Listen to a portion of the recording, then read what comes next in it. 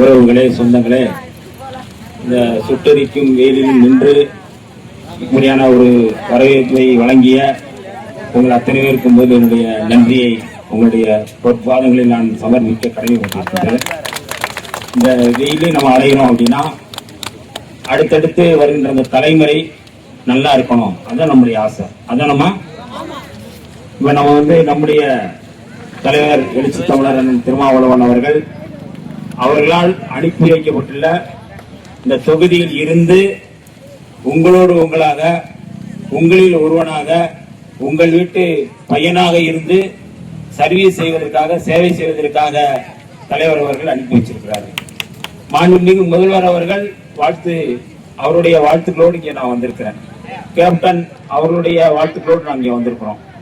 இன்னைக்கு இந்த தொகுதியில 5 ஆண்டுகளாக ஒரு எம்எல்ஏ இருந்தாரு. யாருமா இருந்தது உங்களுக்கு தெரியும். அதிமுகவை சேர்ந்த ஒருத்தர் இருந்தாரு. ஆனால் ஜெயிச்சு போனவர் தான் அவர் தொகுதி பக்கமே வரல. நம்ம மக்களுடைய கோரிக்கை என்னன்னு கூட கேட்கல. கேட்டுட்டு போய் சட்டசபையில போய் பேசல. சட்டசபையில பேசணும்னா முதலமைச்சர் கோரிக்கை வைக்கணும், நம்ம இந்த தொகுதியில என்ன வேணும் அப்படிங்கிறது. அப்படி இந்த மக்களுக்கு துரோகம் செய்த ஒருவர் போட்டியிடுறார், ரெட்டலையில நிற்கிறார். நாம அவருக்கு என்ன கொடுக்கணும்? தோல்வியை கொடுக்கணும், அவருக்கு படுதோல்வியை கொடுக்கணும். நம்ம மக்களுக்கு துரோகம் செய்யக்கூடிய, இந்த தொகுதி மக்களுக்கு துரோகம் செய்யக்கூடிய ஒருத்தர் நீ எட்டிய வாக்கல நீ எப்படி வருவேன்னு சொல்லி. ஆனால் நான் இந்த 5 ஆண்டுகளும் இதே தொகுதியில் தங்கி உங்களோடு உங்களாக இருந்து, உங்கள் வீட்டு பிள்ளையாக இருந்து இந்த கோரிக்கை என்ன என்று கேட்டு 5 ஆண்டுகளும் உங்களுக்கு சேவை செய்வதற்காக தான் இந்த தொகுதிக்கு தலைவர் அனுப்பி வச்சிருக்கிறார்.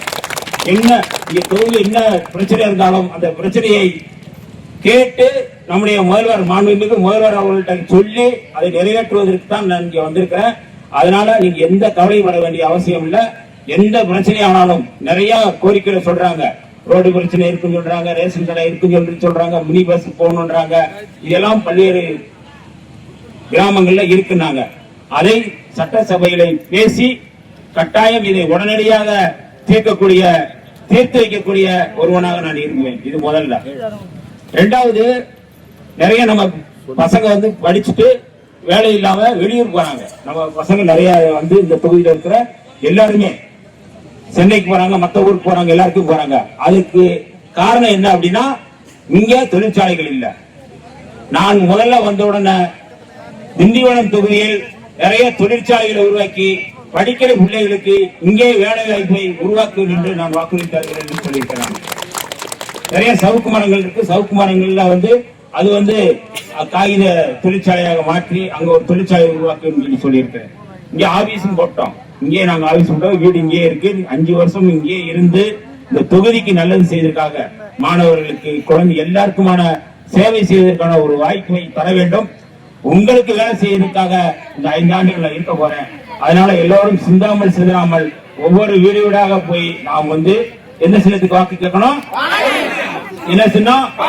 நமது முதல்வர் அவருடைய சின்னம், நமது சின்னம் எழுச்சி தமிழர் அண்ணன் திருமாவளவன் அவருடைய சின்னம், கேப்டன் அவருடைய சின்னம், காங்கிரஸ் கட்சியினுடைய சின்னம், கம்யூனிஸ்ட் கட்சியினுடைய சின்னம், நமது சின்னம் எழுச்சி தமிழருடைய சின்னம், கலைஞர் அவருடைய சின்னம், மக்களுடைய சின்னம், விவசாயிகளுடைய சின்னம், தொழிலாளர்களுடைய சின்னம், மாணவர்களுடைய சின்னம், பெண்களுடைய சின்னம்.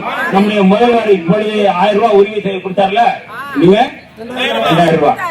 அடுத்து ஜெயிச்சு முடிச்ச உடனே 8000 ரூபாய் கூப்பன். நீங்க வீட்டுக்காரத்து கேட்க வேண்டியதில்லை. 8000 ரூபாய் கூப்பன் எடுத்து நேரம் கடையில் போய் திண்டிவனத்துக்கு போனா எங்க வேணாலும் போய் அந்த தொகை அங்க கூப்பன்ல போய் என்ன வேணாலும் வாங்கிக்கலாம். அப்படி ஒரு மகத்தான திட்டத்தை வழங்கி இருக்கின்ற மரியாதைக்குரிய முதல்வர், திமுக தலைவர், மரியாதைக்குரிய முத்துவேல் கருணாநிதி ஸ்டாலின் அவருடைய அரசு தொடர்ந்தாதான் இந்த திட்டங்கள்லாம் நமக்கு தொடரும் என்று சொல்லி உங்களுடைய பொன்னான வாக்குகளை உங்களுடைய பானை சின்னத்தில் வாக்களிக்க வேண்டும் என்று ஒரு பாதங்களை தொட்டு வணங்கி கேட்டுக்கொள்கிறேன். நன்றி, வணக்கம்.